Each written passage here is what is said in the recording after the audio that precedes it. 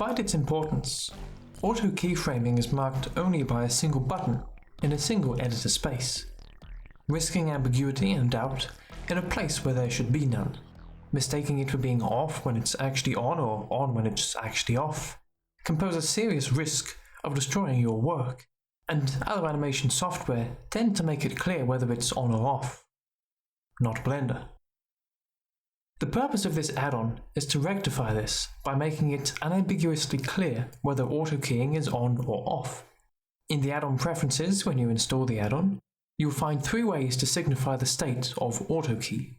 Selection will change the color of the outline around the selected object, or bone.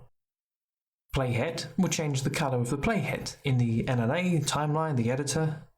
And header will change the color of the header in the 3D viewport. On the right, it's with shades of red, and these are the colors that it shall be set to when auto-keying is on.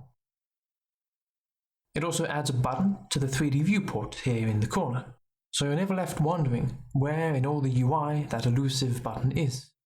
For anyone interested in animation, you'll always want to have this button close at hand. Now it is. Give this button the attention it deserves. Protect yourself from its deception and bring it out to the forefront of your eye.